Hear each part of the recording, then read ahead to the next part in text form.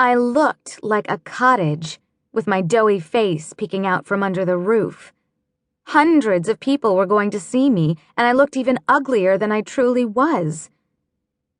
I sat on the bed. I couldn't stop crying, although I knew the Duchess was waiting. She barged in. A cat rode on her shoulder. Until then, I had never seen her laugh. But now she tittered. The titters turned to gales, then shrieks of laughter. "Not laughing at you," she had the grace to gasp out. "The bonnet." I couldn't laugh along. I waited her out. When she recovered, she allowed me to wear a different headdress. She told me she had something that would do. She left and returned holding a gray cap with a single gray feather. "I never thought I'd wait on a servant," she said, handing it to me. The cap was better. The gown was still absurd, but I was no longer quite so conspicuous. After I helped her dress, we joined the crowd trooping through the castle corridors. I shortened my stride to the Duchess's mincing steps. Enough people stared at me to make me wish myself back in my room. I thought of my family. If I missed the wedding, so would they. We finally reached the Hall of Song, which I'd heard of for as long as I could remember. Oaken pillars supported an oaken ceiling. Each pillar was a wooden, elongated singer whose lines and features had been softened by the centuries.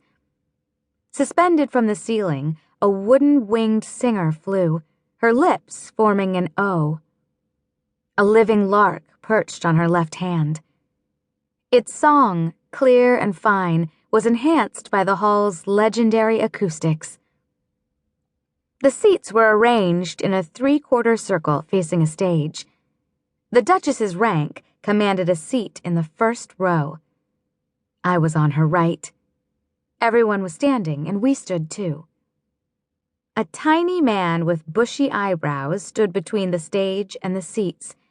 He held a baton, so I knew he must be Sir Uelu, the Antio choir master, the most respected person in Ayortha after the king. A flutist waited next to Sir Uelu, who raised his baton. The flutist began to play. Everyone hummed along with the flute. Under cover of the other voices, I illused, so that my humming came from the mouth of the wooden singer overhead. I was certain no one would hear me, but the choir master looked up. My heart almost flew out of my mouth. I stopped illusing.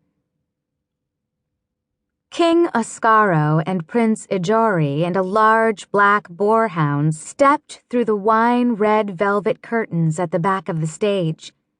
I knew the king by his crown and the prince by his dog. Every Ayorthian knew about the prince and his faithful hound, Uchu. Prince Ijori was only 17, but he was taller than his uncle, the king. He had his uncle's round cheeks and narrow chin. He was handsome, very handsome, but for overlarge ears. I liked those ears. They were whimsical. They were charming. The prince's expression was solemn, but I detected a gleam in his eye.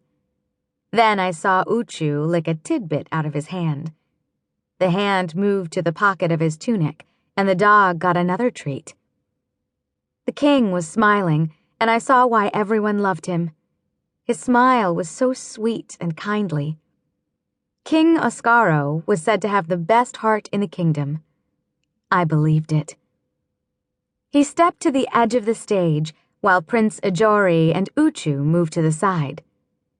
A latecomer, a middle-aged woman wearing a gold tiara, crossed in front of me to reach her place 3 seats away. I wondered if she was Princess Eleni, the prince's mother, the king's sister. I sensed eyes on me. I glanced up, and it